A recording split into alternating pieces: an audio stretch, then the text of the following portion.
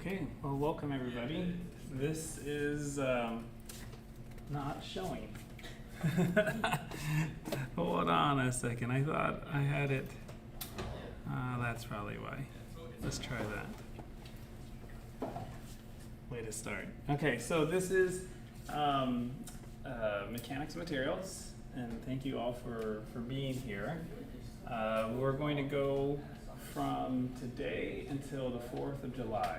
That's when the final exam will be. I know that was not ideal, but the 4th of July is mostly a celebratory event in the evening, and so we'll be out of here, okay, at that point. All right, but that's kind of the time frame. We'll go through some details, but actually I'd first like to get to know you all, and so for that, what I'm going to do is I'm actually going to, so these are going to be recorded, but I'm actually going to just mute this so that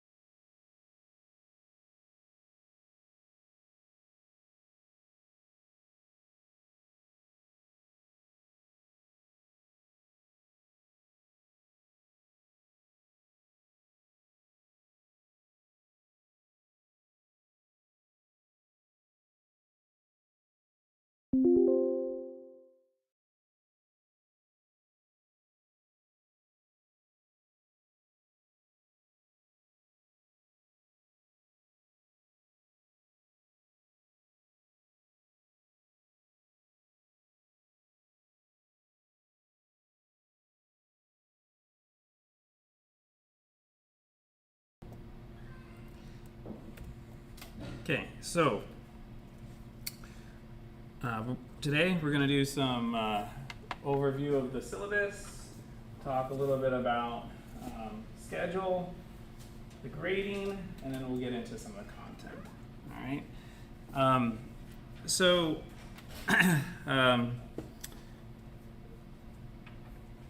we're here.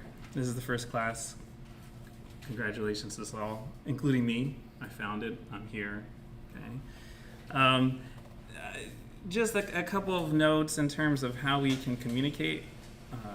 Please use the Canvas inbox. So this may seem awkward to you, but it's actually, I think in the short term and the long run, it's actually advantageous to you because my inbox gets pretty full with a lot of different things, and then I can just pop over into Canvas and I was like, okay, this is the class. Okay, so if you have any questions, any kind of direct messaging, just please use Canvas inbox.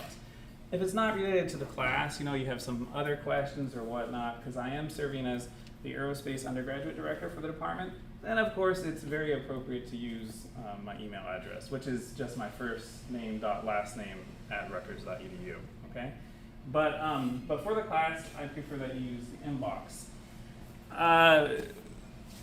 We can have office hours just by appointment. Okay, and also, except for Wednesdays, I should have a little bit of time after class. Okay, so we're supposed to end at 2:55, and anyway, we'll I think some days we'll get out earlier. Okay, but it's up to you. All right, in terms of when you want to go. Does that make sense? Maybe it doesn't, because this is a pretty rigorous class in that there are assignments due at the beginning of by the beginning of the next class. So already, if you look, in Canvas, if you click on the syllabus or you just look at assignment, whatever you look at, right, you'll see that there are 10 things that we're supposed to be having done by the beginning of class tomorrow. Okay, so the GroupMe is there, and it's for group messaging. Again, my preference is that if you have if you want to DM me, I guess, just use the Canvas inbox, but, there is the option, I guess, in GroupMe, but again, just to keep things straight, it's better there. And the other thing with GroupMe is if it's about a grade or something, it really is better that we have a good record of what's going on. Okay, and so that's why Canvas inbox is, again, my preference. There are a number of online resources. Okay, so we have the Canvas course, of course, and we have also a website that I should be updating throughout this summer session. We have these videos that will be available online on YouTube, and this is being streamed right now and right then.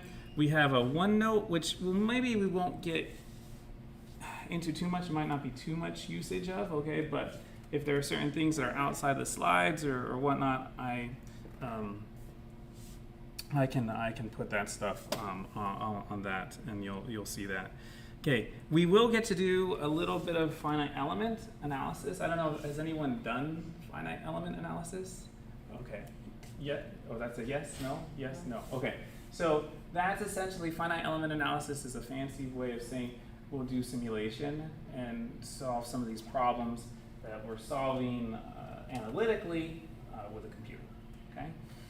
We will use, and so we'll use CAD and FEA, Pre-Po-Max for that. And then even today, you'll see that we'll be introducing Python.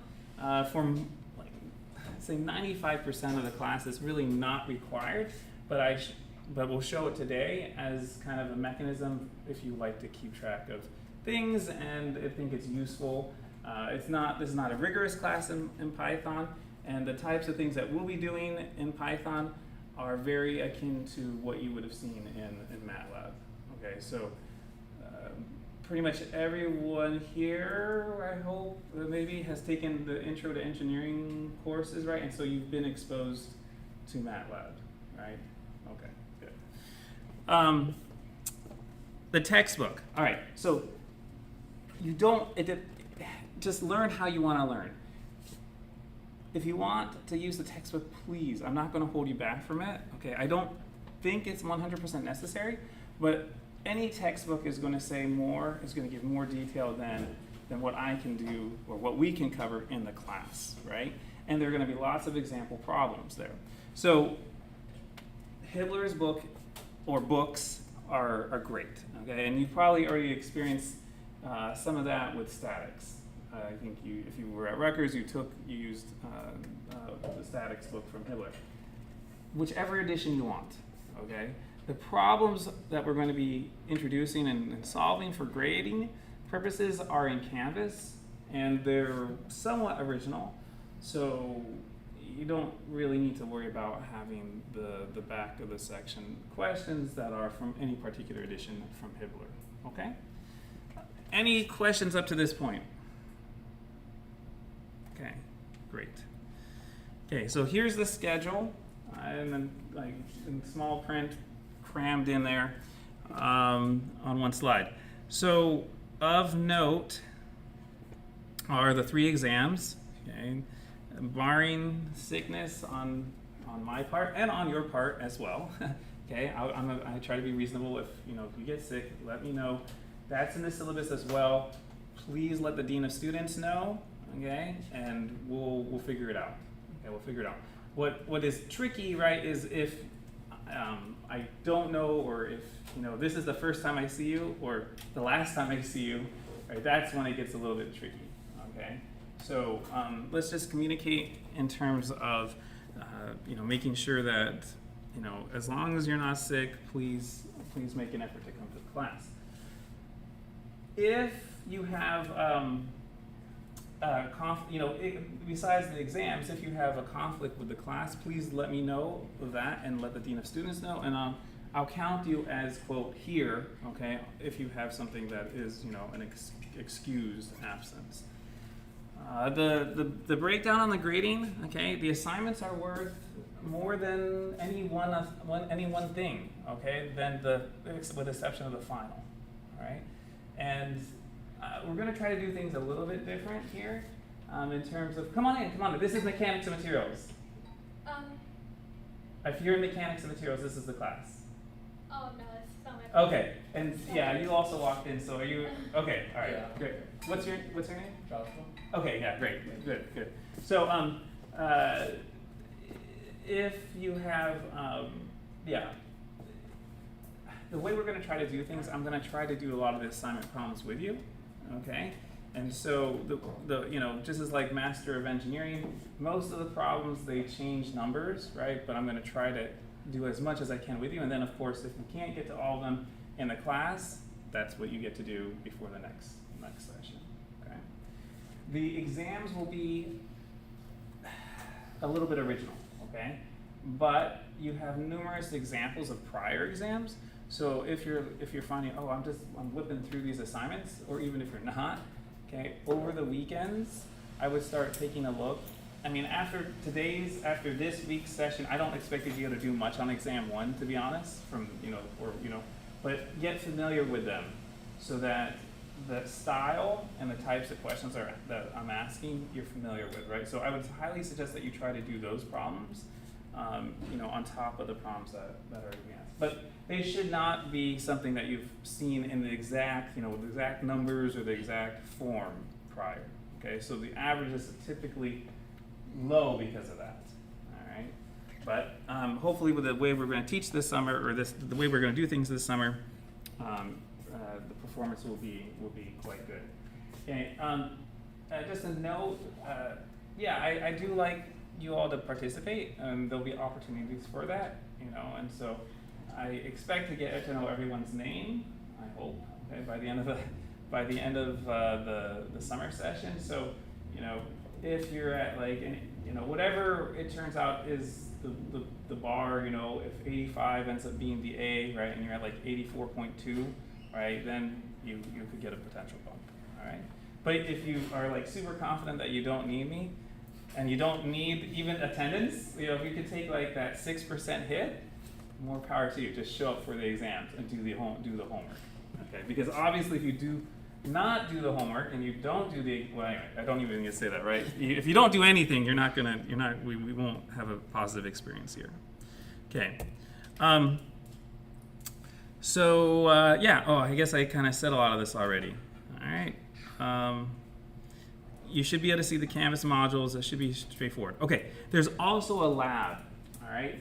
And after we cover stress and strain, we're going to, you'll have, well, actually after we cover material properties, you'll have the tools to be able to do that lab, okay? And that lab is in D123K. What I'm thinking, I'm not exactly sure how this is going to work, but this is my thought at this point. Okay, is that we can fit up to 12 people in that room. Okay,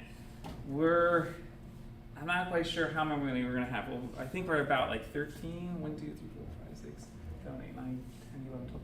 Actually, we might be. We might be very. Yeah, so we're like pretty close. So it might be a little bit crowded in there, but we'll be able to get in there, and we'll just kind of go. I'll give you a heads up, all right? But we'll walk over there as a group, and then we might spend the second half of this time there, okay, on some of those days. So that might mean there needs to be a little bit more homework done at home, but I'll try to arrange that so that we're doing it on a Thursday, okay? Because that means then you have the weekend to kind of do things, all right? And the lab, it's just like it's one lab. It's about tensile testing, and it should be kind of fun. All right. So, any questions about the class at this point? Okay. Well, let's go ahead and do a couple of how do you say, 0 pointers. All right. If you go into Canvas on your phone, I'd like you to answer these questions. What are a couple materials that shape your everyday life? Why do you think these materials break in some cases? And what do you want to learn about mechanics of materials, right? So these are zeros, right? It's the first day, I understand, right? So we're all getting in here. But go ahead and log into Canvas, and it's also, opportunity to make sure that you've got Canvas running. A lot of you are probably like, yes, I've been using this for now a long time.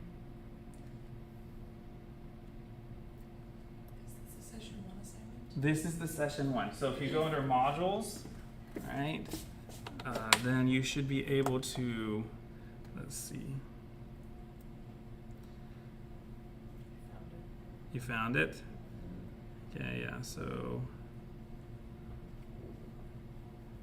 it should be essentially questions 1, 2, and 3 here. So just spend a few minutes there on that.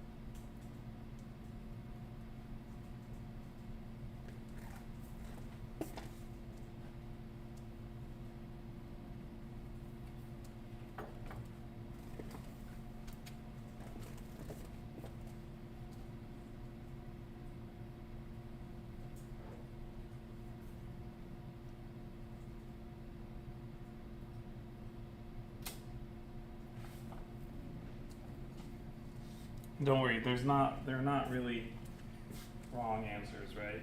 I'm just looking for your answers. Even though it like might say stuff like it's kind of scary.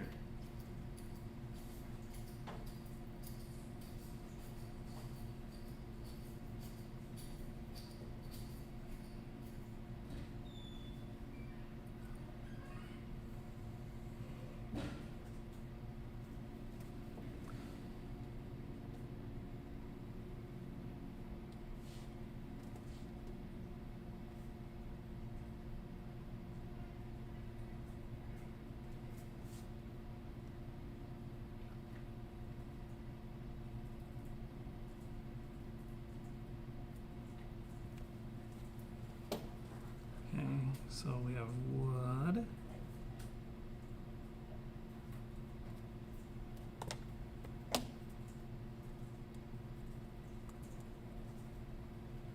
Uh-oh.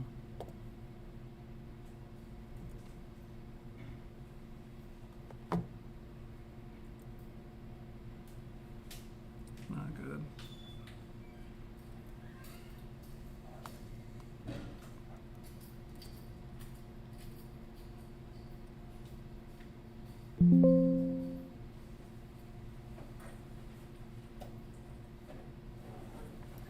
So I have wood, plastic, steel.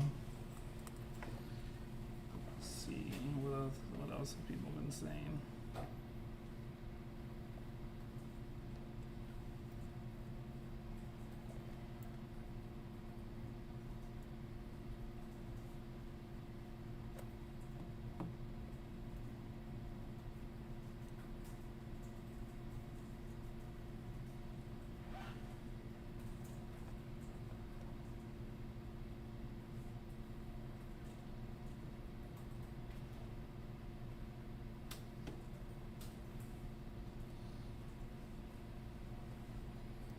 Yeah, okay, we have metal.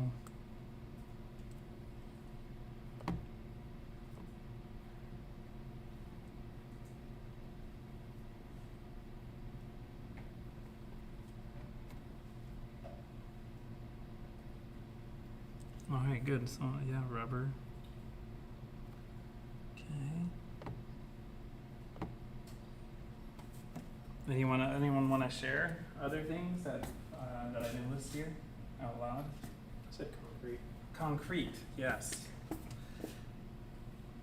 We have a civil engineer in here, right? There's one who is the civil, right? So you all study a lot about concrete, reinforced, unreinforced. Okay, any other materials?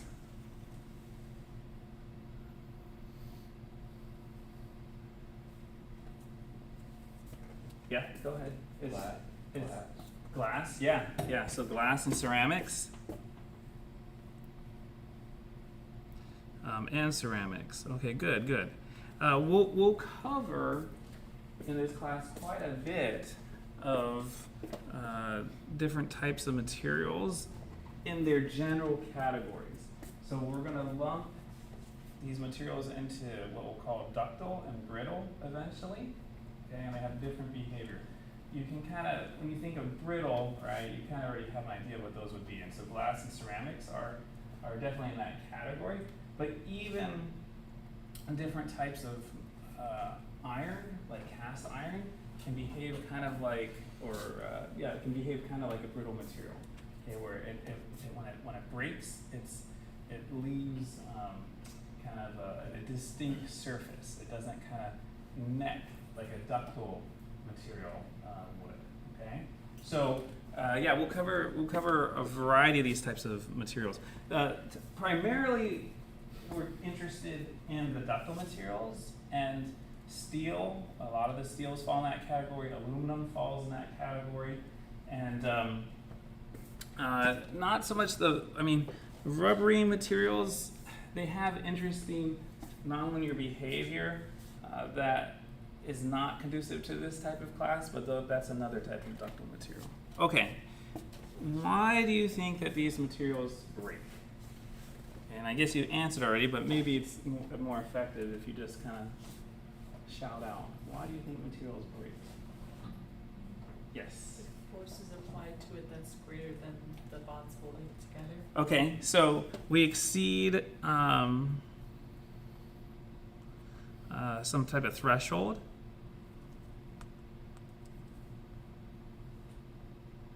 Okay, and it's interesting. You said force, right? Yeah. All right.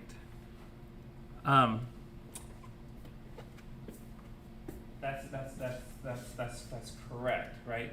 If you think of a table, okay, or some type of structure, your desk that you're sitting on, or a chair, and you think, okay, you're a manufacturer, or a customer, right? What are you going to, you'll specify some type of force, right? Which it can handle before it would fail. Okay. What if, though, you're a material manufacturer? In other words, you just provide a grade of steel, or you just provide a grade of polymer, or a grade of glass. What would you specify there then? Could you specify a force?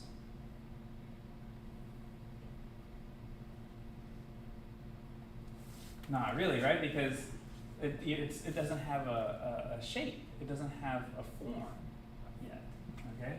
So one of the fun things that we're going to do in this class, yes, we will spend a lot of time figuring out what the forces are for when things break, okay? But we're also going to introduce concepts that are independent of the geometry of the object and are related to, like you were saying, what is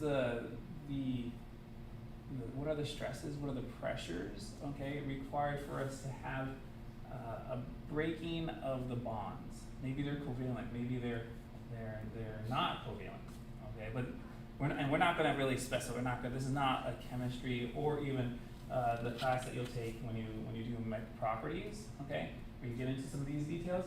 But yes, you essentially have adhesion, all right, between these molecules, these atoms, that then has to be broken, okay, for there to be, or there has to be sliding, okay, or there has to be something like along ring boundaries, or whatever it might be, okay. We won't get into the details here, but this motion, the separation or the sliding of molecules relative to each other is going to be what we think of as resulting in yield, okay. And then when things finally separate, that's what we'll call maybe a break, okay. That's like fracture, okay.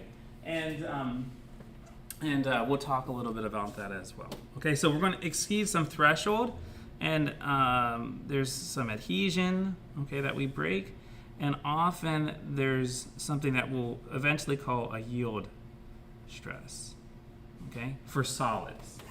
Okay, and then finally, what do you want to learn about this semester, or this summer, or this session? What do you think? What do you want to learn?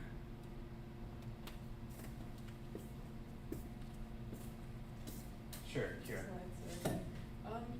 Not just the properties of materials, but how to look for the important properties that you need to know in engineering. Okay. Yeah. So, and we'll just say important properties. Okay. The way we have our curriculum set up right now, in design and mechanical components, you'll do a section on material selection. Okay. We will definitely discuss, though, criteria for failure, so whether or not something will break, and that then extends over to, why things, criteria for yield, criteria for failure, and then in the next course that will extend a little bit in terms of how you go about selecting materials that are appropriate. But we'll talk about enough materials here that I think you'll have a pretty good idea of some of the factors that go into selecting the appropriate materials for the applications you might be interested in designing. What are some of the factors, though, that go into the selection of materials, since we're on it, because we can talk about it? What are the factors? Cost, weight. Yeah. Good. So cost, weight, right? Especially for the aerospace engineers, right? You are going to be in many cases wanting to have a high strength, okay, to mass ratio, okay, of your material or of your structure, okay. And there are metrics that we use for that. We can do like the yield strength, ratio of the yield strength to the mass or to the density, okay, of the material. So those are definitely things. What else? What else goes into your factors? Yes? And how it affects the environment. Okay, yeah, so sustainability, environmental factors, that's a good point, right? What's the difference between, or have you heard of the difference between a thermoset and a thermoplastic? Or have you even heard of what a thermoset is or a thermoplastic? Yes, okay, Kira. Yes. Sorry.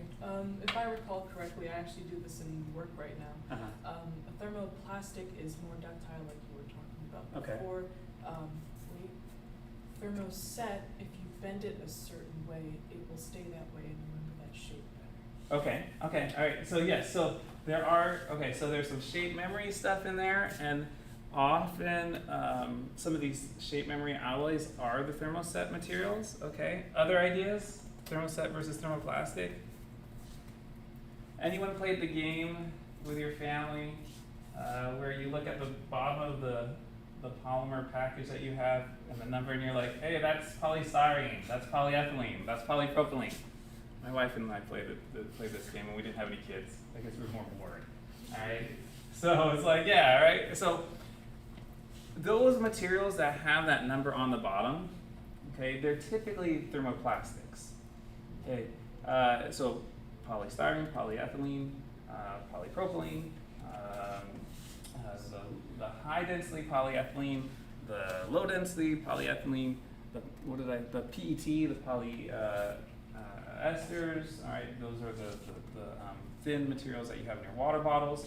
Okay, and so the thermoplastics are materials that you can melt and reform. Okay, so that's like what you're thinking of in your work, right? Okay, so you can melt and reform them. The thermosets, they're one way. Okay, so what happens, like the tires on your car or the silicone appliances that you have in your kitchen, right? These materials, like vulcanized rubber, right, on your tire, what happens is essentially those are polymer spaghetti-like chains that you have in a solution, right, and they like move really nicely against each other, but then either through some type of catalysis or some type of addition of like sulfur for rubber, it introduces crosslinks, okay, that tie that spaghetti together more firmly, and then it becomes a rubbery or extremely hard, like epoxies can be extremely hard, extremely strong, okay, and epoxies are heavily used in composite materials. So when you have a composite material, that means that you've got like a polymer with some type of fiber or glass or carbon in it. Okay, so the thermosets, so why are we talking about this? Because you said sustainability, right? Wait, was that you? No, you. You said sustainability. All right, and your name again is? Sharif. Okay, so you said sustainability.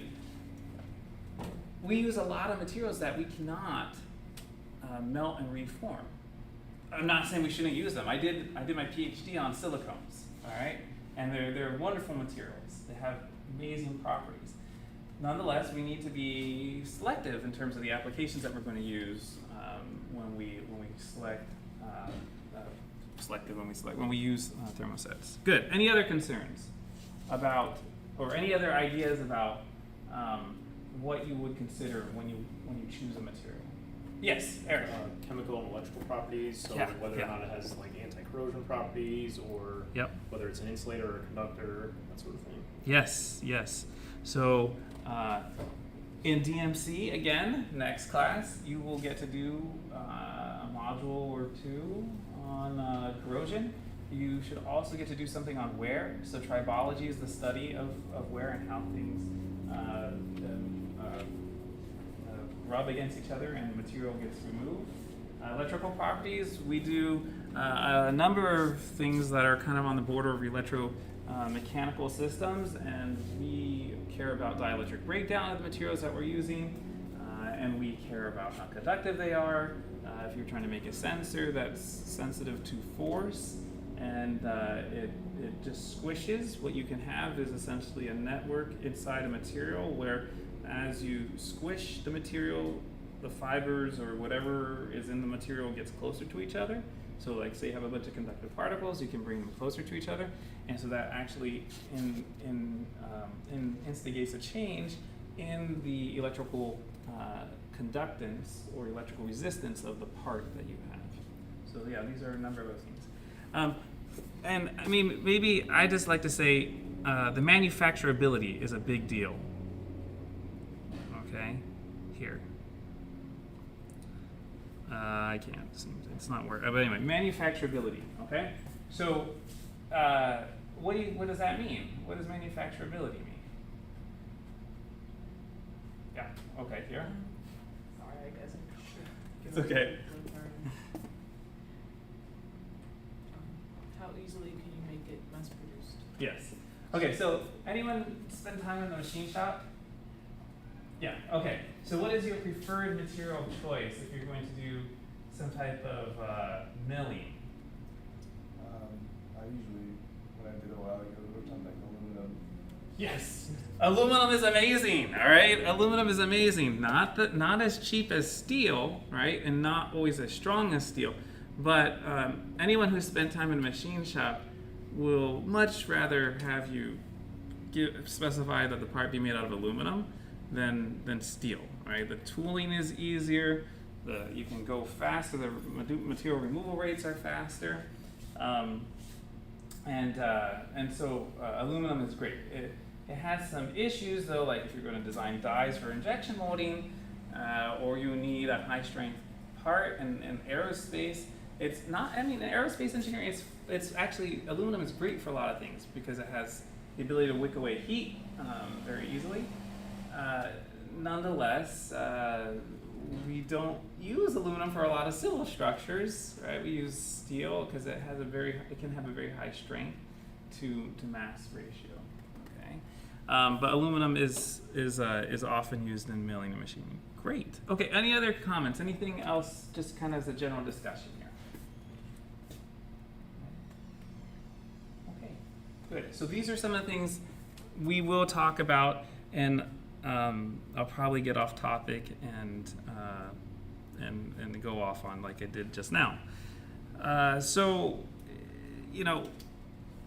why do we study mechanics of materials? Why do we study mechanics? Well, we live in a material world, okay, and we need to understand why things might break and try to prevent that. We have an ethical responsibility to do design and to check things so that people might be safe.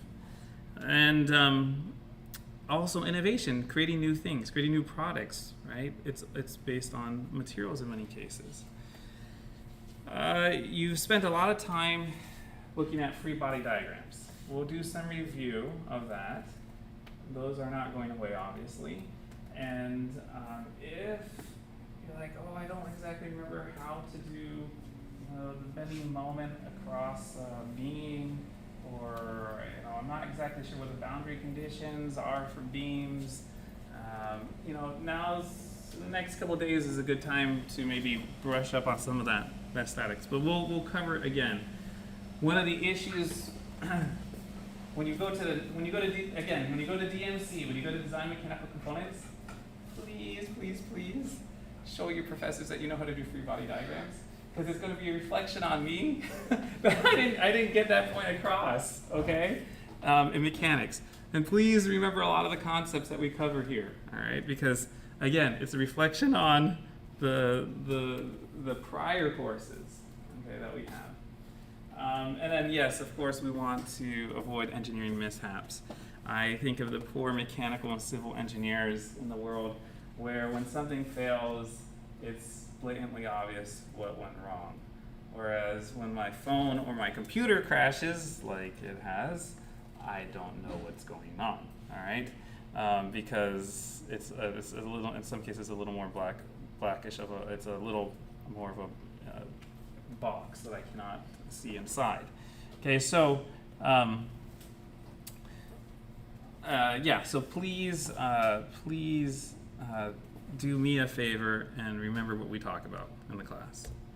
Okay.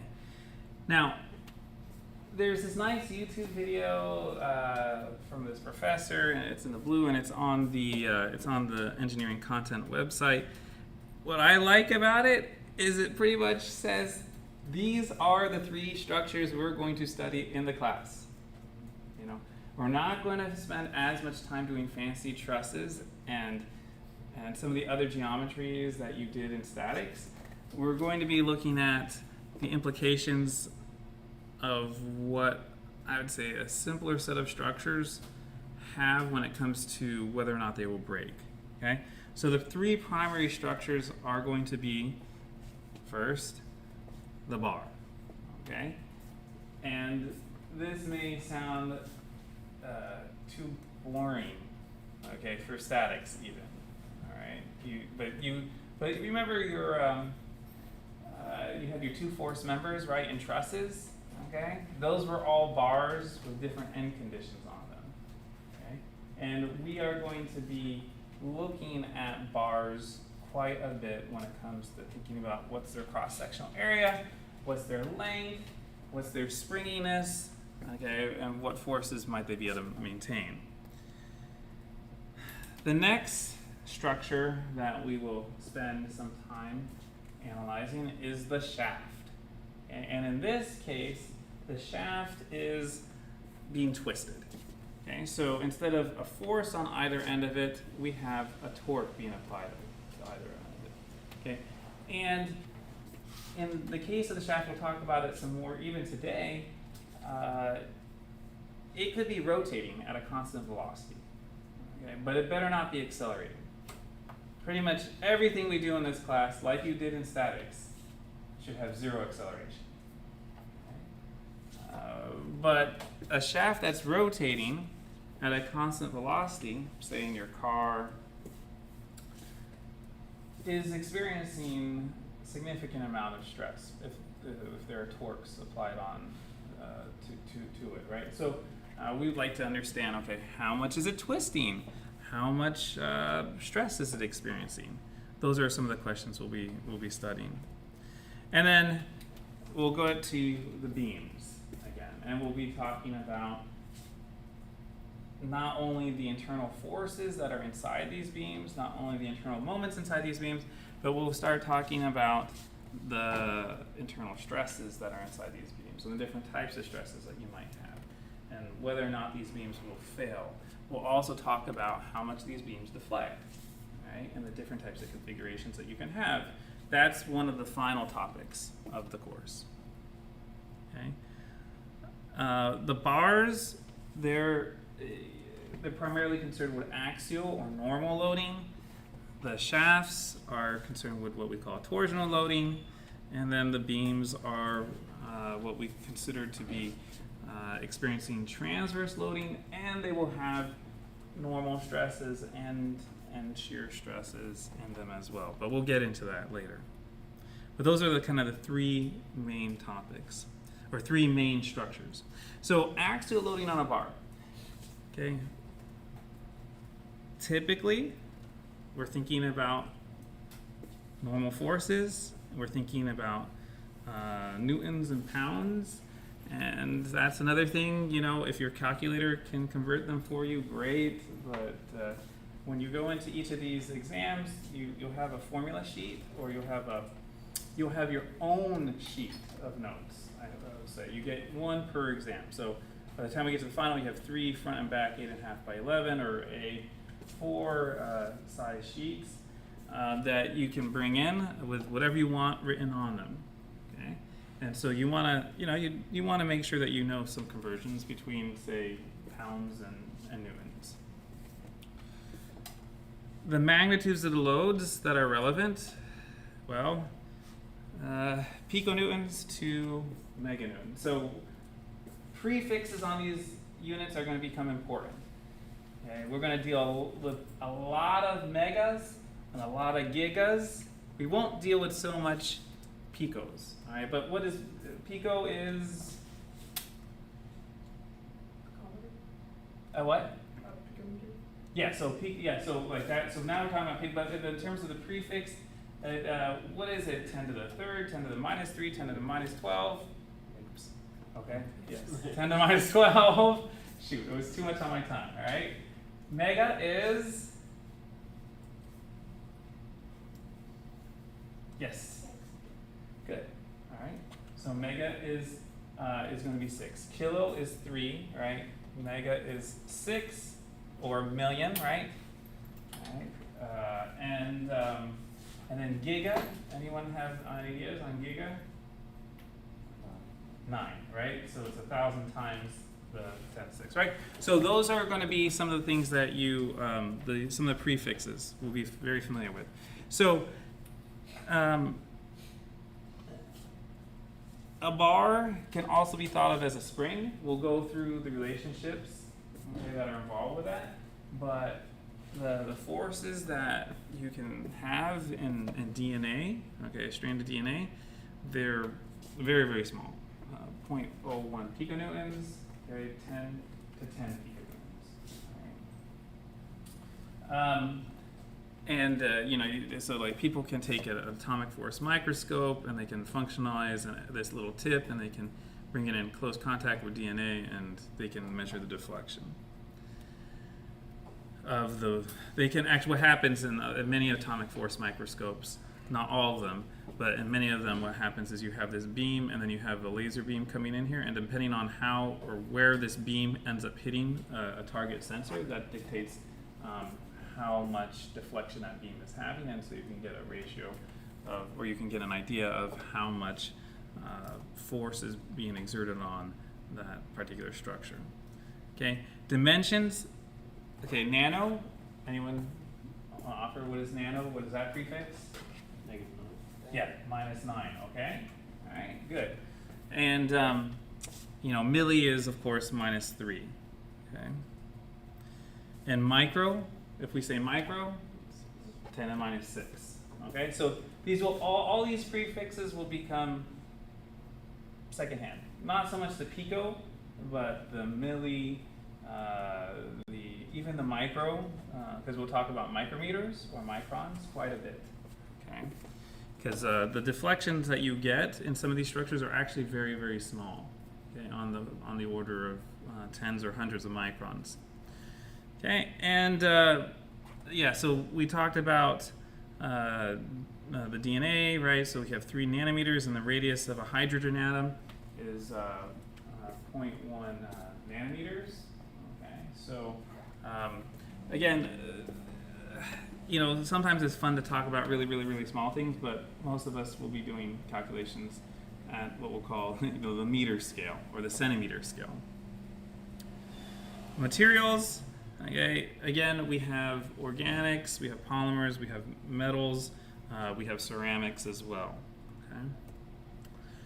So, what are some practical uses of a bar? Okay. Well, you might use them as posts, right? In compression, right? That seems pretty basic. Okay. Where is a bar located in this structure, or in this application? Where would some bars be on, say, a Boeing 747 or a Boeing 787 or 730? Yeah. Along the fuselage. Okay, yeah, so you might have some reinforcing struts, okay, along the fuselage.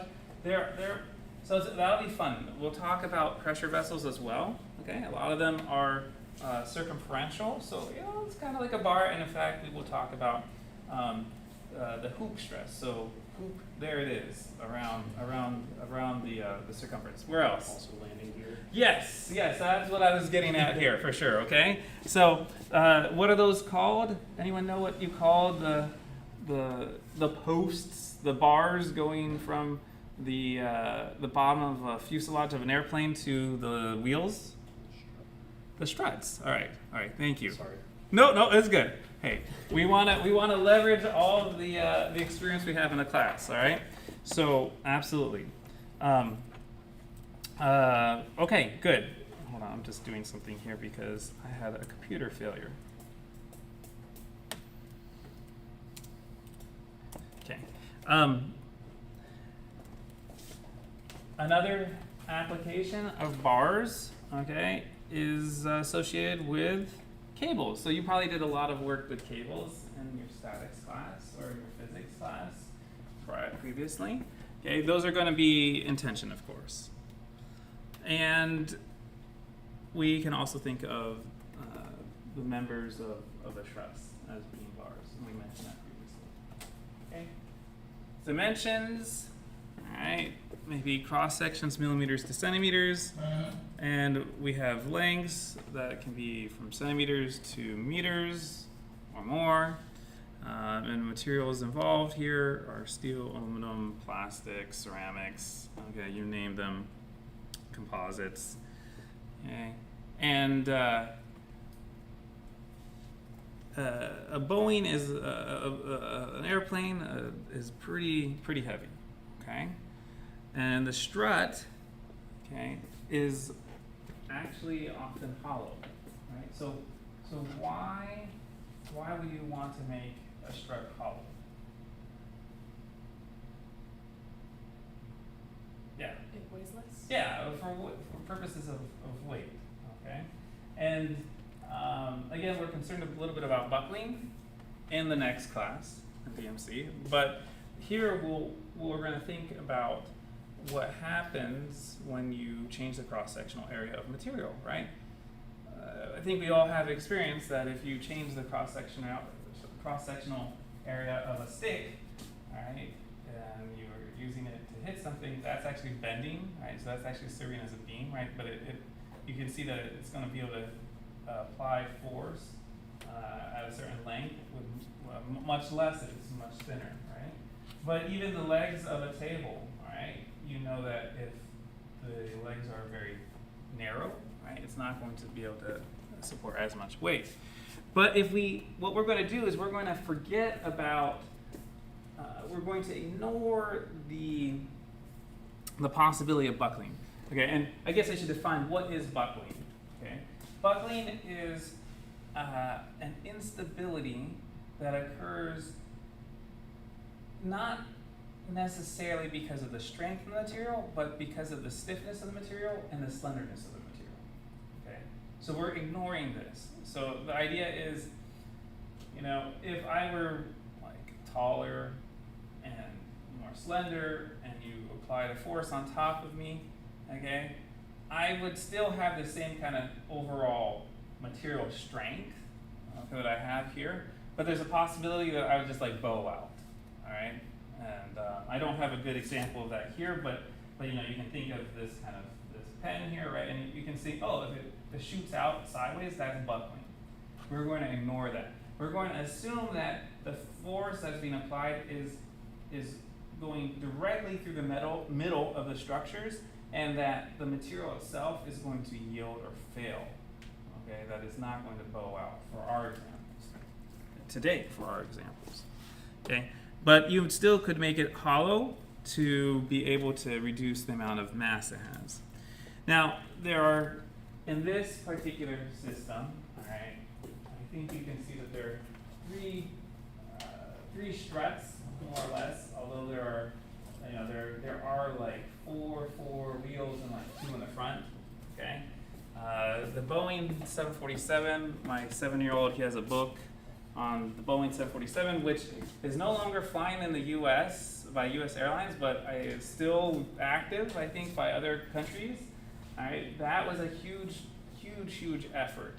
Okay, it was 2.5 times bigger than any other jet.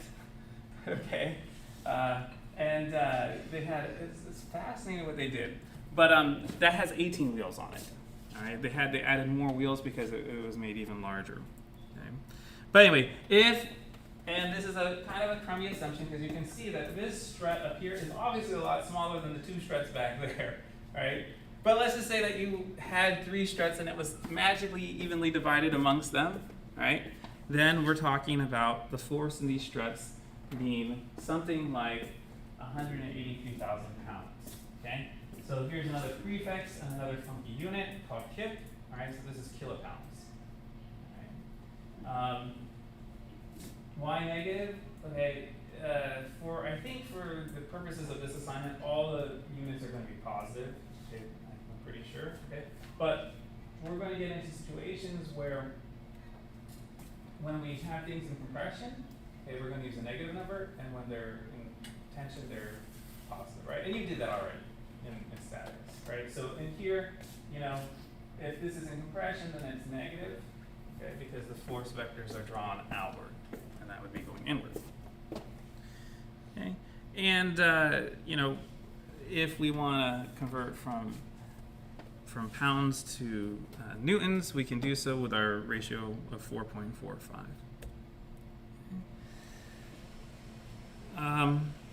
This is not really that important, okay? But you know, I'm trying to be funny. How much does an elephant weigh? I mean, it depends, right? What? Enough to break the ice. Enough to break the ice, right? And that, well, that's because it can't distribute its mass, right, across a large enough area, right? If it had like the ability to, yeah, absolutely though, right? Okay. So just a rough estimate. What you guys tell me? Like a full-grown elephant. 10,000 pounds. Dude, all right. Go Air Force. All right. So yeah. They taught us that at basic training. They did. Yeah. Why do you deal with elephants? I'm totally kidding. It's just a lucky guess. All right, so yeah, so like Jumbo the elephant or something like that, right? Might be a little bit like that's a famous circus elephant. Okay, I think that Jumbo was a little bit bigger, or a little bit larger than this. But 5 tons is a rough estimate. All right, so what are we talking? We're talking about 18 elephants here. Okay, right, divide by whatever 10. Okay, or divide by 10,000. I should say. Okay, just to give you an idea, that's a lot of elephants to stick on one of those struts. All right, that's the other idea we want to come across, that we want to come across here. Okay, so we'll get into why. We'll get into the why of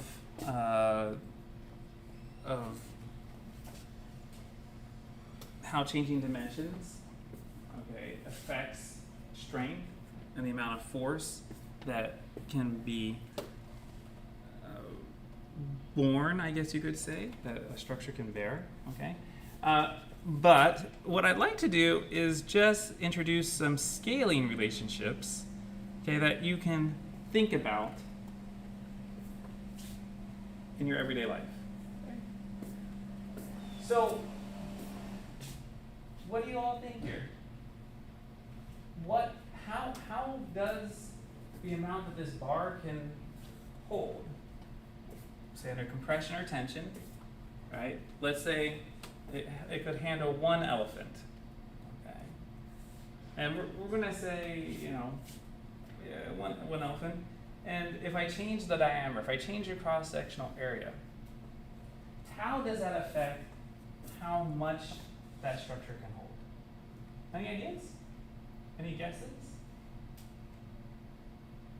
Well, first off, I think it's often good to start with a baby step. If I make the diameter larger, will it hold more or less mass or weight? It better hold more, right? Okay, so like that's intuitive. Okay, so that's like the first question to ask yourself. But then, how does it scale? How does it scale? If I double the diameter, all right? If I double the area, right? Well, now you're already thinking, oh yeah, right. Wait, what happens if I double diameter? Does that double the area? No, it doesn't, right? Right? But if I double diameter, if I double area, how does that affect the amount that this structure can hold? What are your initial guesses? Or maybe you already know. Okay, how does it scale?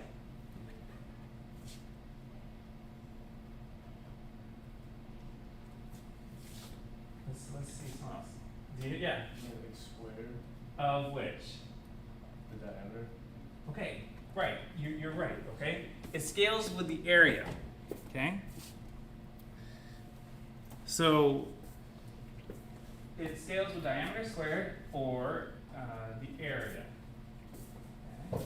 And the reason we'll get into this later is because you have stress.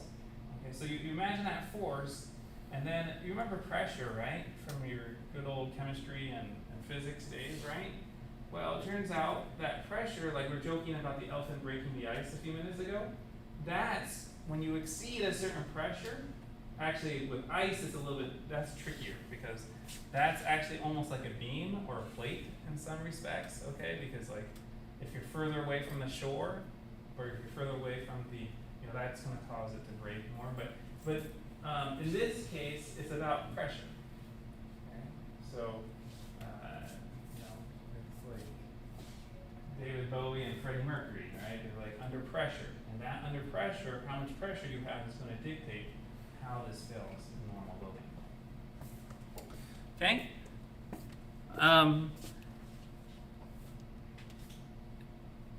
What about length? Well, length we're going to say, remember we said a few minutes ago, we're going to say that it's not going to buckle. These structures that we're dealing with, they're not buckling.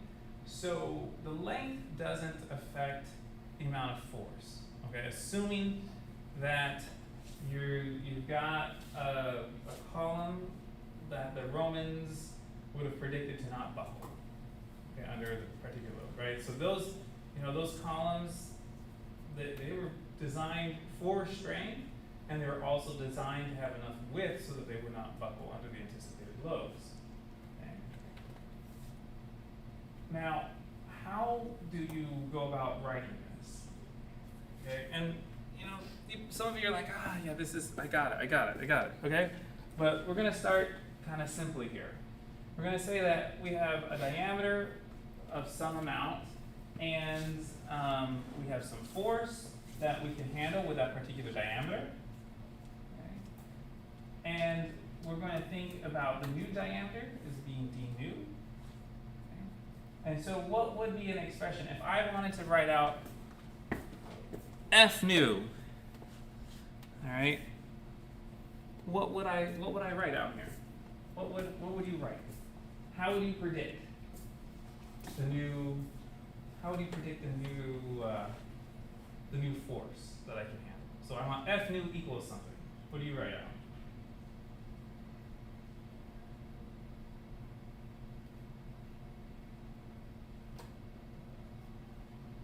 Okay, Eric?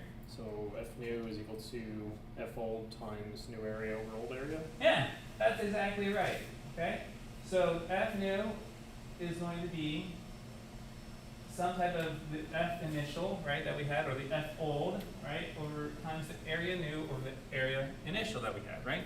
And this is where that first question, or the earlier question asked is, will it increase or will it decrease, is kind of useful. Because if the new area is larger than the old area, right, that better be a factor greater than 1 times the old one. Okay? So again, we're just getting some concepts out here, thinking, okay, there are ratios that we can use to keep track of things, okay? So going a little bit further, you don't even have to write pi d squared over 4, right? Because you know that pi's are going to cancel, you know the 4's are going to cancel, right? It's just going to be d nu squared over d old squared, okay? And whoops, and that will give us this quantity that we have here. Okay? And again, we wrote it negative, but I think in Canvas, when we're doing these questions, it'll be positive as the right answer. Okay, so now what I'd just like to talk to you a little bit about is using Python for this type of simple thing. Okay, so if you, let's see here. Okay, so all right, so if you go to the website and you click on Mechanics and Materials and you go to this introduction where we are today, and you go down, all right, to this Colab, what you'll see is you click on it. Has anyone used Google Colab before? All right, so it's a very nice, simple way to run Python without having to install a diddly squat, all right, because it's in the cloud, all right. So it works with your Google Drive, all right. So for what you want to do, so this is what appears, okay, but you won't. You can edit it right here if you want, but if you want to save your work, okay, which I think is useful, then what you want to do is you want to come over here and you want to save a copy in your drive. Okay, so I'll just do that here. So we're creating a copy in my drive. Okay, and then it's done it, and then it says copy, right? And then whatever, you can rename it. It's just like a Google Doc, right? It's like this is like the hello world. Okay. Now, it uses a format that's. Has anyone used Mathematica before? Yeah. Maybe. All right. So, do you remember with Mathematica? Right. It's kind of got this interesting way of doing things where you have some boxes where there's like nice words that kind of tell you what you're doing. I guess has anyone used live scripts actually in MATLAB? Mm-hmm. Yeah, so live scripts in MATLAB are pretty much like I don't know who got it first, right? But Mathematica is the one that I remember that kind of had this laid out like this, okay? So what happens is you have an option. So if you like come down here, you have an option to create like a box that's code or a box of text. Okay, this obviously is a box of text. All right, and so if I double click on it, you can see this is what you type to get that looking thing. All right, and if I move down here, all right, this is a box of code. So often when you do these things, I will forget, you will forget, you will forget, okay, to run the first box, okay, and so you can do that by either hitting that little play button or you hit Control Enter. And then for most of this, you don't need SymPy, all right? That's symbolic, right? So if you use MATLAB, it can do some symbolic notation or Maple or other softwares, right? But you do need NumPy, all right? And it's all it's saying is that now, you could just do import NumPy and not say as, all right? But if you do the as, that means that you can do things like call NumPy like NP, okay, dot, all right, in front of it. If you don't do the import NumPy as, then I believe what happens is you can just type in round. But then you don't. I think it's cleaner if you do assign some type of abbreviation to it. Okay. So here it should look. I'll try to make it a little bit bigger for everybody. Okay. What you should see is it's pretty much just math, all right, but in text format. But this does I want to go over this because it does confuse folks. One, you do need to remember your order of operations. Okay, so order of operations means that if I have a plus, if I did like f1 plus f2 divided by 3. All right, or /3, right? If I want to do divide by 3 of both of them, right, I need parentheses around f1 and f2. Okay, so that's kind of one thing to keep track of. You can define parameters or variables just like you can, in MATLAB. In MATLAB, you have a percentage sign that you use, okay, for the comments. Here, it's the hashtag sign. So we can put these hashes in, okay? And another thing is that I don't know if you use the rounding feature ever, or maybe use like floor or round. Anyway, floor means you round down, but anyway, here this is just to make it cleaner. You can do this np.round, okay, and then comma 1 of your variable. That means it's only going to go to one decimal place. Okay. So if I run this, which nothing's going to change here, yeah, this is the example we did a few minutes ago where we said we had some amount of weight of a 7887, and we can divide by 3, and then we can print it out. Okay.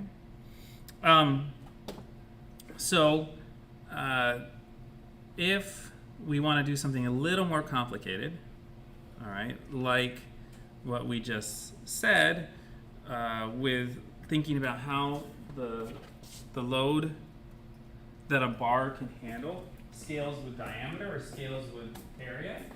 Okay, you say, okay, this was the amount that the cylinder could handle in kit. All right, and you can use different. You don't have to use these exact same. You don't have to use underscore. You can do whatever you want, right? I could have said this is F old, whatever. That's the initial diameter. That's the new diameter. All right, and then this is that ratio that we talked about times the original. And then you can print it out, and it will tell you what it is. If we have to figure it out in meganewtons, we can multiply by 4.45. So 4.45 meganewtons is equal to 1 kilopound. Okay. Or we know that 4.45. Yeah, that's right. Okay, and then we can figure out what the force is in meganewtons or what it is in kilograms. Okay.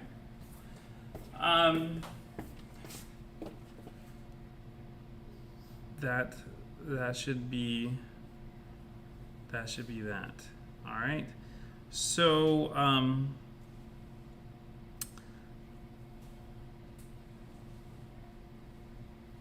let's see.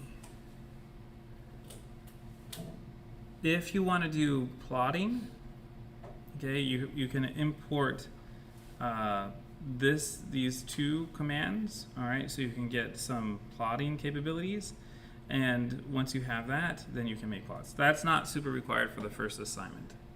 Okay, and we'll go down from there. Any questions in terms of how this works? It's really not that complicated, but if you haven't done it before, it's going to be new.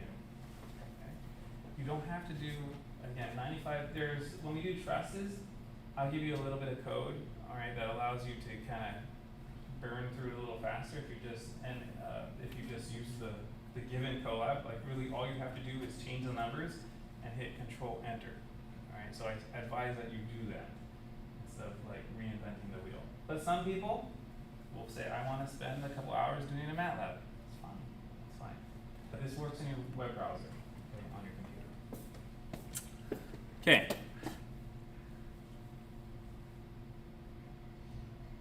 So, again, all right, these are some examples.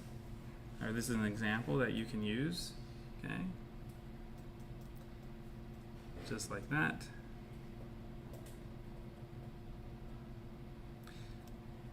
Yeah, that's right. Okay, it should be kilonewton.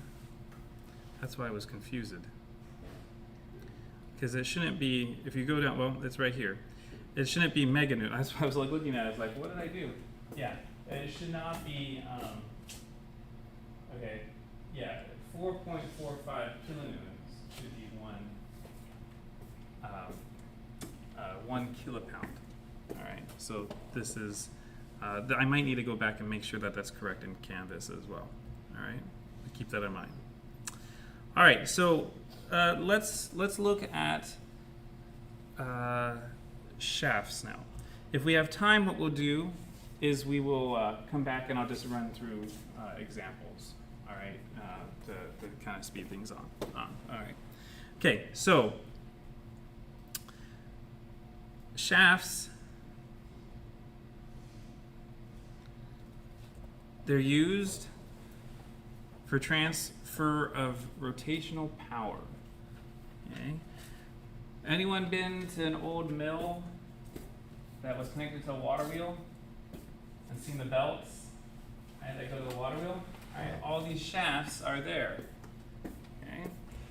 And of course, we have shafts in our jet engines. Okay? Or turboprops and various things. You have shafts in your car. Right? You can think also of shafts as having springiness to them. Anyone ever use a torsion bar for anything? Anyone know what a torsion bar is? Okay. Anyone open their trunk recently? Okay. So notice, right? A lot of these trunks, they don't have like spring-loaded pistons, or they don't have air pistons, right? Air springs. We have a minivan, an old minivan, so it does. Okay. But a lot of these trunks, what they have is if you look at it, they have a bar, okay, and they have like on one side of the bar, they have a shaft, and there's a bar coming out of one side of the shaft, and there's another bar coming out of the other side of the shaft, and this thing twists, all right, and that's what allows you to open your trunk more easily. Okay, so that's an example of torsion bar. We'll cover that later, but right now we're again concerned about how much load can it support. Okay, so those are some other examples. In terms of dimensions, millimeters to meters. In terms of materials, steel is a prevalent one used here. In some toys, maybe you have some plastic, but steel is really the material that you're going to have for a lot of these shafts. Wood is what they use, though. Wood is a fabulous material. And that's what they used, for a lot of those old water mills. But you do see a lot of introduction of metal. Okay, so how about this one? How do you think the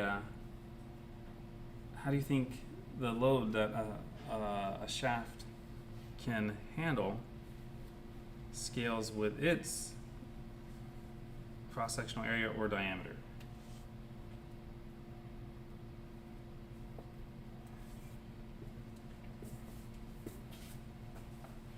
This one is not particularly intuitive in my opinion, but maybe you guys have an idea. Well, first off, right, let's think. If I increase the diameter, right, the amount that I can hold in terms of torque is going to increase, right? So that helps us when we start making our ratios. Okay, so interesting. So length, right? So what do we say about length with the bars? We said it's not going to affect as long as we assume there's no buckling. So it does affect how much twist.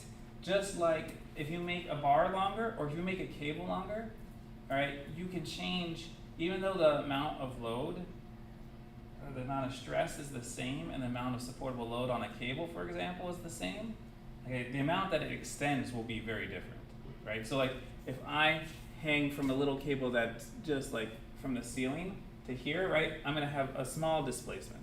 But if you extend that same diameter cable from, I don't know, a crane outside or from the top of the core building, right, and I go on it, it will still support the same amount of force or mass or weight, but there will be a difference in deflection. Okay. But anyway, so yes, I get your point there. Okay, so again, we're going to say length, not so much of a factor in terms of the amount of load it can support. So now we're talking about diameter essentially. All right, so anyone want to take a guess? Come on, this is fun. Just give a guess and you.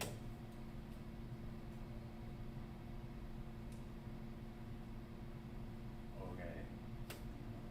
I have a bit of a follow-up question. Yes. How exactly are the loads going on the torsion? Yeah. Good. So they're essentially torques or moments, right? So if I have, like, this is my bar, okay?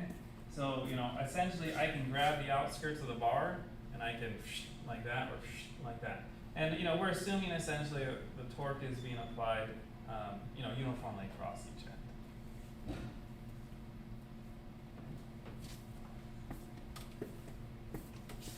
Yes? Maybe it's like proportional to the radius. Okay, so yes, for sure the radius or the diameter is going to be involved. Okay, so we have So who thinks it goes to the first power? I'm going to give you 4 choices. First power, second power, third power, fourth power. Okay? Who thinks it goes with the first power? Okay. Second power? Okay. Third power? Oh, okay. Maybe it's because the way I asked the question. Alright, fourth power? Okay, 1. Okay, so anyway, there were a few more people on the third, alright? Again, we'll get into why this is later, okay? But it goes with the cube of the diameter, or the cube of the radius. Okay? So you may have a little bit of experience again on the playground with this. Someone brings a stick, and they're like, hey, let's twist it. Okay, probably more like they're hitting each other with a stick, so that's bending, which would be the next one, right? But the diameter makes a huge difference here. Okay? So the supportable load that you can have goes with the diameter cubed or area to the 3/2. That's the same thing. Okay. So, the other one was with area. This is with area to 3/2. It's a different type of stress. It's actually shear stress that we're introducing. Okay, that causes the failure, but the diameter cube makes a big difference, or the diameter makes a big difference. Okay, and again, we are going to say for now that the supportable load is independent of length, although long lengths might lead to buckling. So if I think you have an idea of what buckling looks like, and I was thinking maybe I'd show a video or something, but buckling in this case, and it's not even really buckling, it's twisting, all right. But if you get a really long thing, it goes like boing, and it looks really strange, okay. When you get a torsional buckling, okay.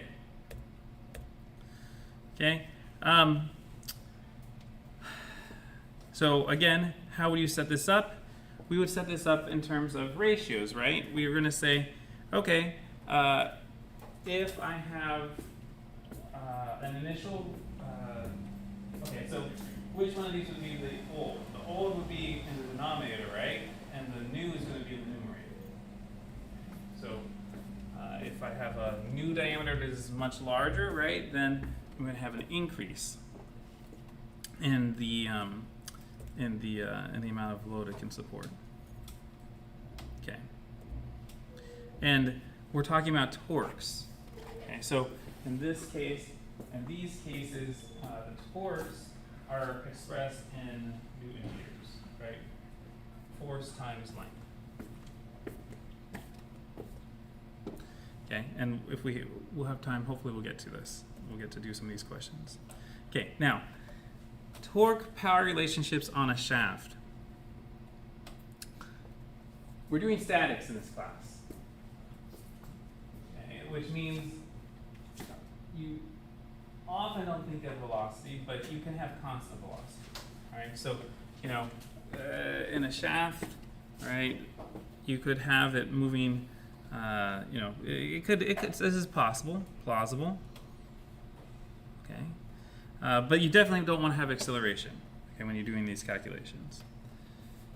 So work is equal to force times distance, right? And if I now have some type of object that's spinning, okay, that distance that I go is dictated by the number of turns I have times the radius, right? R theta, right? And theta we're going to put into radians, of course.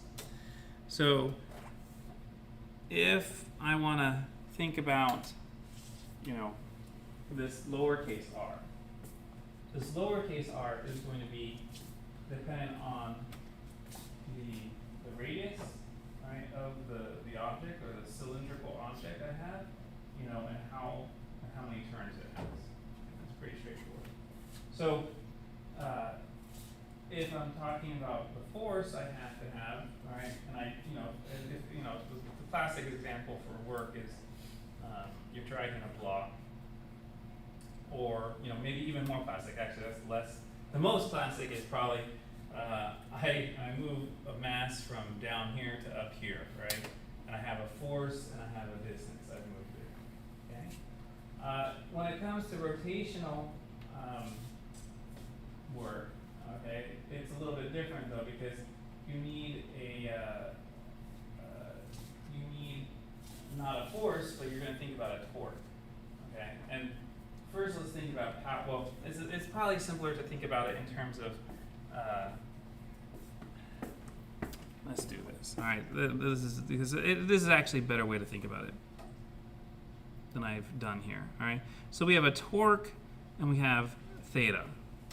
Okay, so if I know what the torque is, okay, and I can figure out what torque is here too, because it could be F times that radius. Okay, but if I have a torque that I'm applying, or if I have like a force up here, but if I have a torque that I'm applying and it's constant, even if it's not constant, I can integrate.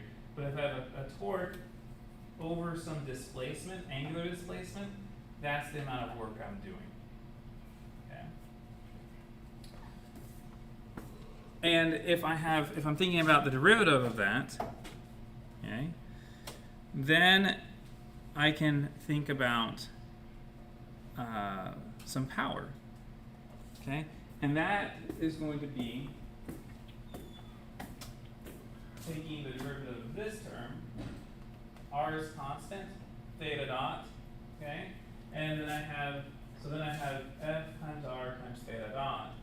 So the power is going to be, again, a torque, but not times theta, is going to be times theta dot. And so the way we normally write that is torque times omega. Again, omega, in this case, well, again, theta was in radians, and so theta dot is going to be in radians per second. Okay, so if you convert it, often even your car is it's not saying, hey, I'm going like 4,000 radians per second or whatever, right? No, it's going 4,000 revolutions per minute. Okay, you're going to want to convert down or convert up or whatever to make sure you have your angular velocity in radians per second. Okay, and again, we're assuming it's constant here because these are static problems. But this helps us figure out what power is, figures out how much work we might have done, okay, in a particular operation. Okay, so again, right, we were talking about these pulley or these shafts and shaft systems that were transferring power with belts in the old days. So, if we this is why are we doing this? Well, this is because this is kind of important, because often you're going to be given a power, or you're going to be given some type of motor that's driving a system, and you want to be able to figure out, is my shaft going to break? Or how thick does it need to be? So what you can do, or what we can do, alright, so let's say that, okay, we got a given amount of torque and we're going at a given amount of speed, alright, we can figure out what the power is, and then based on that power, we can figure out things like the torque, okay? And then if we know what the torque is, right, we can figure out how that torque is going to relate to the diameter. So, but first, sometimes it makes sense to go to power. And if we have time, I'll show you how to do this. I better go a little faster, actually. There's a shortcut way to do this on the homework that makes it a lot simpler. But we can think about a power relationship here. Okay. And anyone know the conversion between horsepowers and watts? How many horsepowers can your outlet provide? Anyone have an electric lawnmower, a corded one? No. Okay, well I can. All right. So it's about 750 watts 745, 747, something in that ballpark, okay, for 1 horsepower. Okay, and then of course this implies that we know something about the electrical power coming out of here. This is we'll do some problems on this, but it's upwards. It's around max you can get maybe 1,800 watts out of this outlet. So that's it's over 2 horsepower that you can get out of here. Okay, and of course if you have certain appliances, okay, you're going to be able to have the ability to pull more from your circuit breaker out.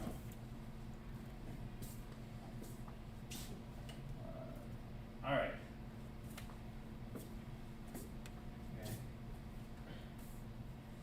Yeah. So if we want to maintain power and go to a higher speed, okay, we would potentially be reducing torque. And this, we won't get into this too much here, but this principle, of course, is relevant to transmissions and to being able to get optimal efficiency. All right. So what am I talking about? Your motors, either electric or gas, right, or fuel based, they actually have an optimal speed for producing power. Okay? And so what your goal is to use a transmission, okay, to be able to have the motor running at that optimal speed as much as possible over as much of a range as you can handle. All right. So if you're going slow, you're going to be in a lower gear, right? If you're going faster, you want to be in a higher gear. But essentially, your goal is to be able to match the peak efficiency of your motor to the speeds that you're actually needing, and that give you the right amount of torque, right? So there's always this balance. There's a balance between the torque and the speed, and you're trying to kind of stay at a peak power if possible. Okay. It's more complicated than that, but that's the general idea. Okay. So yes, how much is available in a wall socket? We'll go through this kind of quickly. All right. The point is, this is what you need to know. You don't need to know this cosine phi. I won't ask you that, but you need to know that if you have a voltage and you have a current, okay, if it's DC, it's very simple. That's the battery case. All right, that's DC. That's Edisonian. All right. But if it's AC, then you need to use what are called the root mean square values. But that's all people are going to talk about anyway when they talk about the 110 to 120 volts coming out of this, or the potential you have here, and up to 15 amps, okay, coming out of here. All right. So if you do this math, we talked about it. All right, you get about 1,800 watts. Okay. And if you've got 300 horsepower of power, you're talking about a lot of current, or a lot of power, or a lot of potential. Okay? So, a 400-volt battery, right? And again, this is more of a DC. If it's a battery, right, it's a DC, meaning it's not oscillating. Of course, you take from a battery and you need to make it oscillating to drive a DC motor, okay? But this is just to give you some ballpark ideas. Okay, that's a lot of current. That's a lot of voltage. It's wonderful, though. Okay, I'm gonna skip through this. Actually, all right, you can go through this because it's a little more confusing than what you need to know for the problems involved. But I was trying to be cute and just give you an idea of what kind of diameter of a shaft you would need for, say, some type of electric vehicle. Okay, and hopefully we'll get to that. Okay, is 1 Newton greater than 1 pound of force? No. No. All right, what did we learn incorrectly or correctly a few minutes ago? All right, 4.45 newtons is 1 pound. How do you think of a newton? You think of an apple falling from a tree on Isaac Newton. And how much does that apple weigh? 1 newton. All right. Okay. Here's another question that we do quickly. The length of a bar shaft will never affect the load it can bear. And this is another problem you can get quickly. We're going to say it's false. All right. And also, you should not be scared of answering these questions wrong because you can just do them again. Okay. You get credit once it's right. Okay. You can do infinite number of guesses. All right, and then we'll try to get back to this if we can. All right, last is transverse loading on a beam. Okay, so beams are used in lots of scenarios. Okay, they're used as springs, diving boards, springboards. Right? They're used as supports. We're standing on flooring that is supported by a number of beams. Okay? So they're extremely important, and we want to know about how their safely supportable load scales. Okay, I'm sorry I went through that fast. All right, you did, all these slides are available, by the way. Okay, you can even download the PDFs beforehand, and if you want to write on them or print them up, whatever you want to do. Okay. So what do you guys think? What do you all think? What do we all think? How does a safely supportable load scale with changes in diameter, cross-sectional area, and length? Now this one is confusing because we just identified 3 parameters. A beam has a length, it has a thickness, and it has a width. Okay? So first off, and then what are we talking about? We're talking about transverse loading, where we're loading it, like you did in your statics class. Okay? And you said, hey, there's a bending moment across it. So, what do you all think? If you make this beam longer, will it support more or less load before it fails and breaks? More. Huh? So I make it really, really long. So like, if you ever, let's say that I made the branch on a tree really, really long. It's easier to break it, right? For everything else constant. For the diameter and the diameter or the width and the thickness, right? So it's easier to break. So it goes inversely with length, right? And you can kind of remember like, if you wanted to calculate the bending moment of the situation, right? It's just the P times the L. We'll do this again, right? But the bending moment that's highest is at that support on the left, or right on the left, okay? And that's gonna, so it's related to the bending moment. Okay, so longer supports less. Thicker supports more. Wider supports more, okay? So, which is more critical though?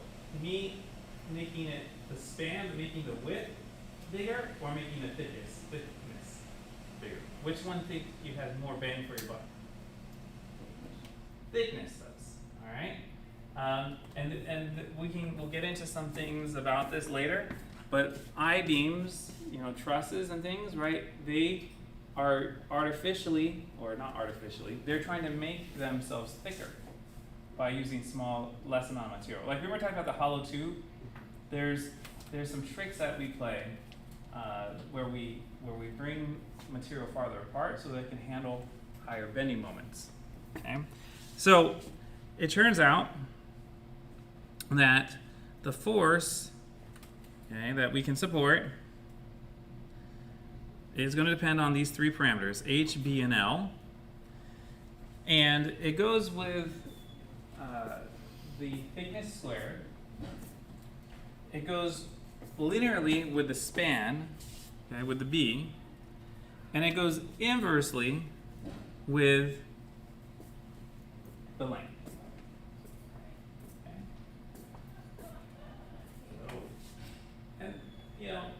I wouldn't necessarily expect you just to guess that it goes with the thickness squared. Okay, again, we'll go through why this is later in the class. Okay, but these are intuitive that if I increase the width and I increase the thickness, it's going to support more load, and if I shorten it, it's going to support more load. That may be a little bit counterintuitive, to be honest, but you get an idea. It's like, wait, what? You telling me that I use less material, right? it's going to break.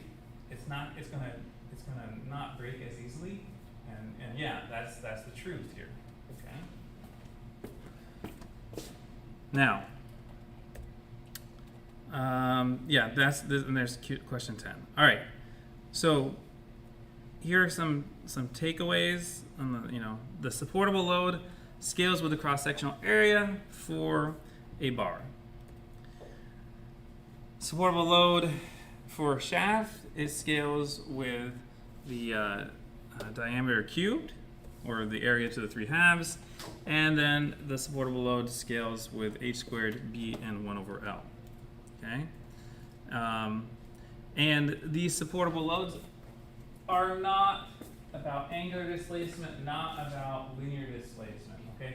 We're just talking about the strength. When you do design these two, though, parameters that we're thinking about, how much force does it support and how much does it deflect or change its shape, those are two of the design parameters that are of primary concern when it comes to structures. Okay? Okay, so let's see. We got some time. Not much time. Let me see. I think I'm going to start with some of the more complicated ones first. Okay? And I'll let you guys do the simpler ones. Does that sound okay? Okay? So here, this problem, number 10. Okay. What are we getting at? We are talking about a cantilever beam. It says we'll call it B old is 0.5 inches. Okay. Thickness, that we'll call, usually we use H, we might use T as well. Old is equal to 0.25 inches, okay? And the length, old, is equal to 10 inches, okay? And the force, old, that we have is 10 pounds, okay? If the following changes were made, what would be the applied force in newtons, okay? That's kind of cruel, okay? Because you see everything was given in inches and pounds, all right? And then, but I wasn't that mean. I gave the new width and the new, so this is now going to be the B new is equal to 1. The H new is equal to 0.5 inches, and the L new is equal to 8 inches. Okay? I want to know F new. What do I do? What do I do? What do we do here? Yes? You see how much it scales by? Yeah. The height squared. Good. So yeah, so we want to use the scaling rules that we just learned. Okay, what should I write on the right side here? The initial force. 10 Okay. pounds. So let's do this F old. I'm going to do it in terms of variables. Okay? So F old. Okay, and then what should I do next after I got that? H new over H initial. Okay. This is fine. Square that. Good.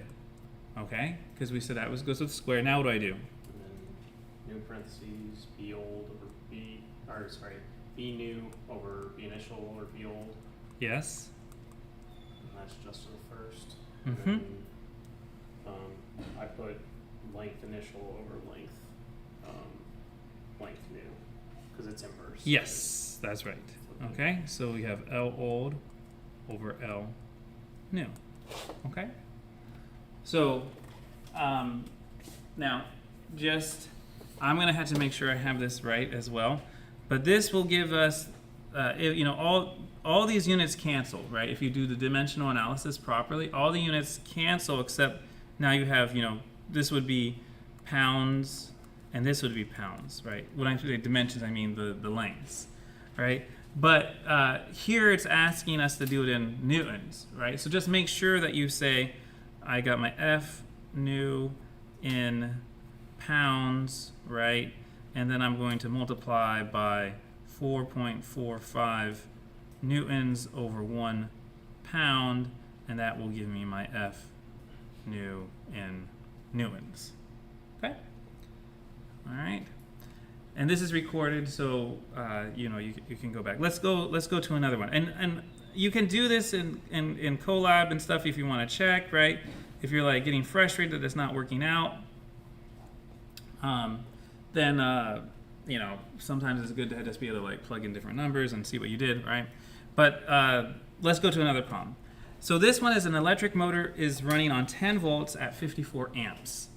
Okay, the diameter of the shaft is 3 centimeters, and if the shaft is lifting a mass of 5 kilograms against gravity on Earth, how fast is the mass rising in units of meters per second? Now this one's a little more complicated, okay, I think. First, what do I want to do? I want to calculate power. Okay, and I've got electric power because I've got an electric motor. Okay, so does anyone remember what is the formula for power? Yes. Yeah, good. So we have voltage times current. Okay, and so that's going to be, in this case, it's like the 10 volts, right? And this is the 54 amps. Okay. Now I'm not gonna do it all out, all right, here in terms of what the numbers are, although I actually have them, but for the sake of time, all right. Now, there are a couple things here. This I'll show you the fast way, okay, but I want you to also understand the slow way. All right. It's asking us, all right, how fast is the mass rising? Okay. What is a relationship for power in mechanical speak? We have two, all right? We're going to say this is linear and this is rotational. Anyone remember what those equations were? We just went over them. So linear power. Force dotted displacement, and then the first derivative of that. Yes, right? So it was like force dotted with the derivative ddt of r, right? Okay, and in fact, you can think of that as an analogous to the rotational, right? But it's really force times velocity, or force dotted with velocity. Okay, and that's a little v, not a big V. All right. So if I want to know the linear velocity, right, which is what I have here, it's actually pretty straightforward. I can kind of skip this intermediate step, okay, and I can just say that the velocity, okay, is going to be force divided by, power divided by force, okay, like that. Okay. Now, what is the force? Yeah, force is equal to mg, right? And in this problem, that's going to be 5 kilograms, and it's at a constant. I didn't necessarily specify this, but assuming, oops, something just happened. Assuming we have a constant velocity, we can say, right, because this is statics, all right, we can say that it's just 9.8 times meters per second squared. Okay, so this should be pretty straightforward in terms of, okay, I've got my electrical power, so I mean I could even say this is electric power, and this is linear power, right? But my P electric has to be equal to my linear power, okay? And if that's the case, then I've got the possibility of writing out that the little, and we could say this is linear if we want, whatever, but this linear, right, is going to be P electric divided by mg, and that's it. Okay. The other way to do this is to say that I've got torque times omega. Okay, and then I can figure out my rotational power. I can also say that my rotational power is equal to my electric power. Okay, but things get a little bit tricky. One is, what is the torque? Anyone know what the torque is? in this case.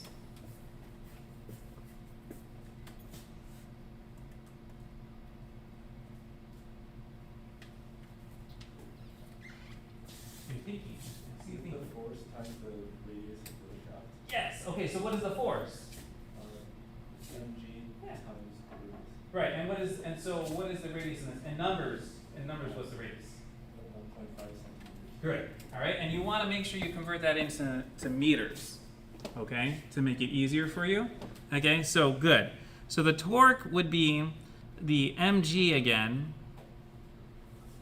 And then we'll even say times r, okay, and r is 1/2 d, right? So in this case, it would be 0.015 meters, okay?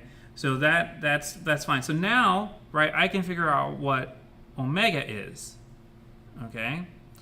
Right, so omega would be equal to this P electric over mgr, okay? But omega is radians per second, right? That's a rotational, that's an angular velocity, okay? So how do we figure out, how do we go about figuring out a linear speed from that? Yes, exactly, right? So we had to do r omega is equal to v linear, right? So it's one extra step, right? But now you've got, so v linear is also equal to, actually it's the big R, the way I've defined it, right? It's equal to R times P electric over mg times big R, right? And then what do you know? It's the same thing, right? Better be. Okay, over mg. Right? So that should be straightforward. Okay.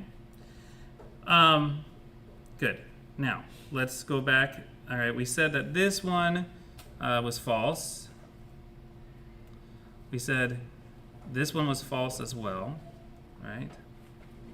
Yeah, these are false. All right. Okay. How fast, okay, so it's asking how fast is the motor spinning in units of radians per second. All right, so this is 5 horsepower, 5 HP, right? Okay, and we said this is power, okay? Anyone remember the conversion? 746. Yeah, good, right? So we have 5 horsepowers, and it's going to be 746 watts over 1 horsepower. Okay. All right. And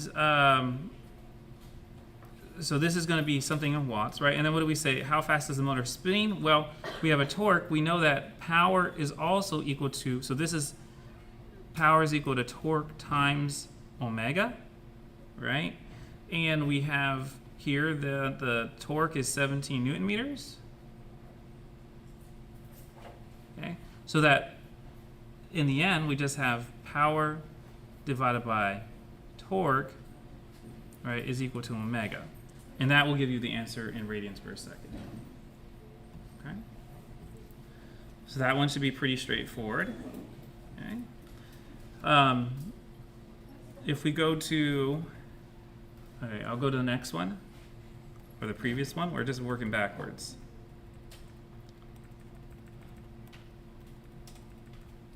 Okay. All right. If a shaft, so we have a diode, okay, of 0.33 inches, and we have a torque old of 80 foot-pounds. Okay. How much torque would a shaft, this is going to be a d new, of 0.46 inches. How much is it able to support in terms of Newton meters? Okay, so that's a little bit tricky too because we have foot-pounds, okay, and we have Newton meters. All right, so that's kind of not super cool. But once again, we have T new, okay, And we're going to have a D new over D old. Okay. And what did we say the factor was? Cubed. It was cubed, right? Okay. And this times the D old. Or the T old, sorry. T old, right? And if you want to convert to Newton meters, okay, that conversion is in here, right here on this slide, okay? It's 1 foot-pound is equal to 1.36 Newton meters, okay? So 1 foot-pound is equal to 1.36 Newton meters, okay? All right, and I think there's only one problem left that I know we're going 5 minutes over. I'm sorry, but this will save you 5 minutes. All right, so I think it's a fair deal. Okay, this is the last problem. Okay, so we have a strut with diameter of 3 inches. Okay, so this is the D old. Okay, and it's able to support 235 kip. So this is the F old. Okay, so that's 235 kilopounds. Okay, and then we have a D new is equal to 6 inches. All right, so how much does it support in units of kip? So this is going to be F new. Well, F new is going to be equal to the D new over the D old. And what's the ratio in this case? This is a strut. This is a bar. To the first. It's a first on area, but on diameter it's squared. All right? So, like that. Okay? So that's pretty much your homework. Okay? You just got to plug in the numbers and you get a little more familiar with it. All right. Any questions about what we discussed today? Okay. So hopefully not all the homework will be this simple, and actually not all the homework will have this many problems either. Okay. But hopefully you get an idea. That's what we're going to try to do. We'll try to make it so that you leave understanding how you can go about solving the problems by the end of class. All right. So I'll see you tomorrow. Make sure you turn it in. If something comes up and you can't do this, please send me an email letting me know, or send I said email. A message in Canvas, all right, inbox, all right, and it's due at 1 p.m. Please make sure that you have it in by 1 p.m. Canvas will automatically, because I told it to, take off 25% per day late. So if you turn it in after 1 p.m. tomorrow, it gets 25% taken off, all right? The next day, another 25%. The next day, another 25%. But that's the most penalty you can have. Okay, you can always get 25%. All right, woohoo, right, exactly. Thank you for sitting around. Thank you for being here. I look forward to seeing you tomorrow.